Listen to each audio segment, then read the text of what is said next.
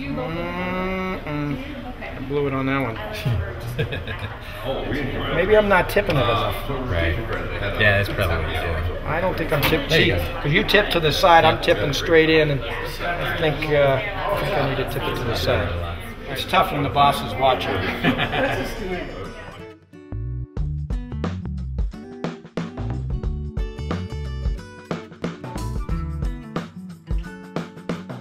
Business, and how do you learn the ins and outs of what makes for a good beer?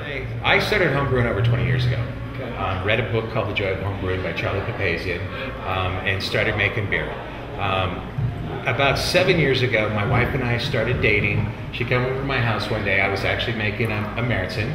She said, at the end of the day, she said, that doesn't look hard. And so I said, okay, well, then you make it on my system, my recipe next week. So next weekend she brewed it. And then we entered the Colorado State Fair about 3 months later. She won gold, I won silver. So I'll give you a little idea on how our day starts here. We take about 7 bags of grain, dump it into the mill over there, and then it augers up into this top tank here, which is our mash tun. We add about 165-degree water into the cracked grains, let it sit for an hour and a half. And what that does is converts all the starches to sugars. It'll sit in these tanks with yeast in it for about 2 weeks.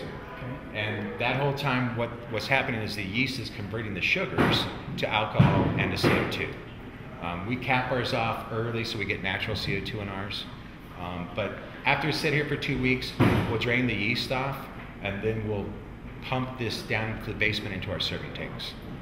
We've been open for 3 weeks now. We have 10 employees. We have 5 full-time employees and 5 part-time employees that are servers for us. So, wonderful. Yeah, in 3 weeks' time, we have 10 employees now. Well, and we'll talk about it in a little while, but you were also saying you've helped some of the businesses in the immediate neighborhood increase their food sales. Right, exactly. The D-Note, which is 2 doors down from us, they sell an extra 20 to 30 pizzas a week.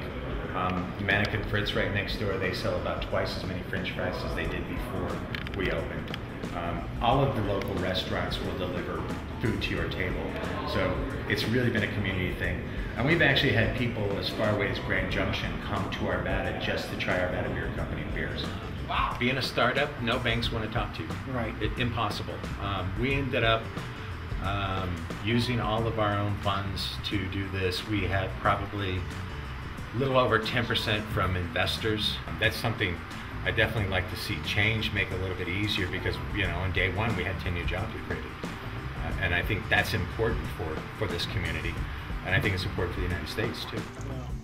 It's not just startups like the Arvada Beer Company that can't find loans.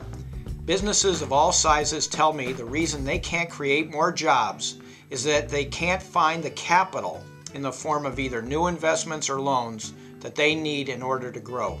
We've got to fix that.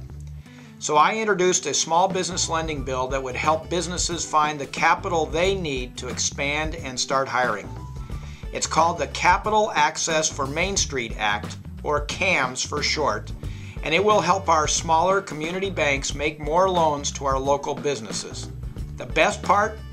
It's bipartisan, it's common sense, and it will do a lot of good for the little guy. Visit perlmutterforcolorado.com to sign our petition supporting small businesses.